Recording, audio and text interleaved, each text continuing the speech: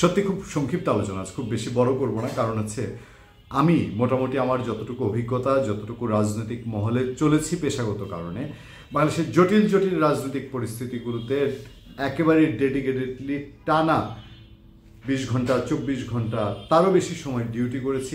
কাছে থেকে দেখেছি বাংলাদেশে ঝানু ঝানু রাজনীতিবিদ বা রাজনীতির কালো পুরুষ, ভালো পুরুষ, কালো নারী, পুরুষ নারী, সাদা নারী, সবাইকেই দেখেছি।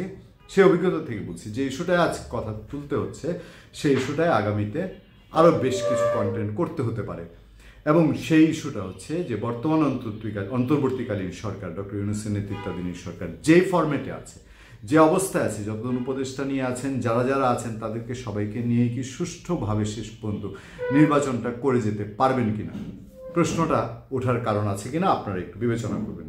দেখেন, এই সরকারের সময়ে যাকে কিংস পার্টি গঠনের প্রক্রিয়ায় জড়িত বলে বলা হচ্ছে, জাতীয় নাগরিক কমিটি, জাতীয় নাগরিক ঐক্য বা জাতীয় নাগরিক কমিটি, তারা যারা এসছে বৈষম্যবিরোধী ছাত্র আন্দোলনের উপরের সারি, যারা নিজেদেরকে বিপ্লবের নেতৃত্ব সারি মনে করেন, তাদেরকে দিয়ে সেই জাতীয় নাগরিক ঐক্যের লোকজন বা জাতীয় নাগরিক কমিটির লোকজন তারা বলছে যে এই সরকার যদি তাদের দাবি দেওয়া না মানে সংস্কার বলতে তারা যে বোঝাচ্ছে, সেই সংস্কার যদি ঠিক মতো না করে, তাহলে আরও একটি সরকার প্রয়োজনে ছাত্র জনতা নিয়ে আসবে।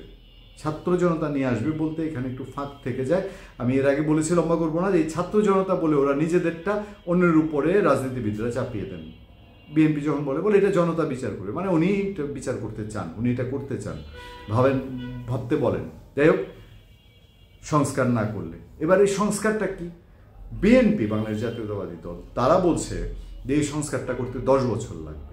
এবং তাদের অভিযোগ হলো এই যে নতুন একটা পার্টি হচ্ছে, পার্টি হবে কিংস পার্টি, এই পার্টিকে আগামী নির্বাচনে এই সরকার, অন্তর্বর্তীকালীন সরকার, তাদের প্রতিনিধি হিসেবে রাখবে কিনা এই সন্দেহ তৈরি হয়েছে।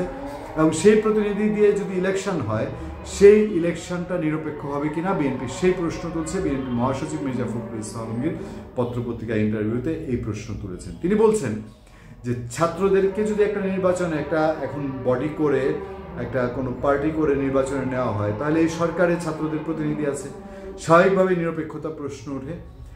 এই নিরপেক্ষ জায়গা থেকে বিএনপি বলছে তখন আরেকটা নিরপেক্ষ সরকারের দরকার হতে পারে। দুই দিক থেকে কথা উঠছে।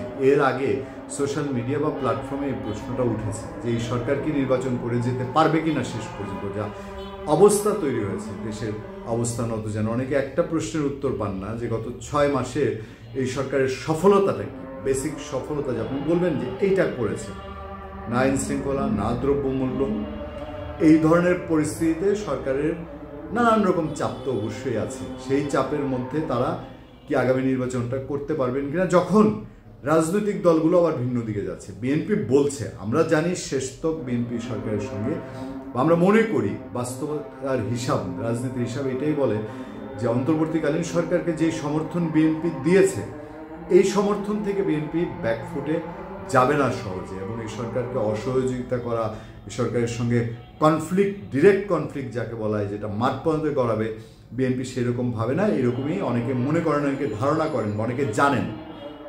তারপরও জটিলতা যদি আর একটু বড় পর্যায়ে যায়, তখন আরেকটি সরকার বলতে কি বোঝাচ্ছে? সেটা কি এই তত্ত্বাবধায়ক সরকার, যেটা কোর্টের মাধ্যমে আওয়ামী লীগ যেটাকে নিষিদ্ধ করেছিল, সেটা আবার ফিরে আসা?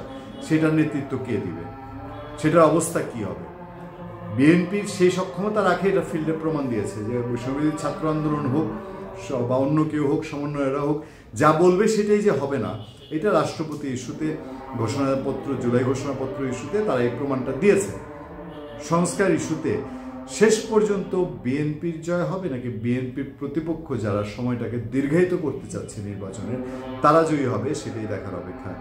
ধন্যবাদ সবাইকে, ভালো থাকবেন, সুস্থ থাকবেন, সত্য, করুণা এবং সহনশীলতার সাথে। আপনাদের সাথে আমি আতিক রহমান, পূর্ণিয়া।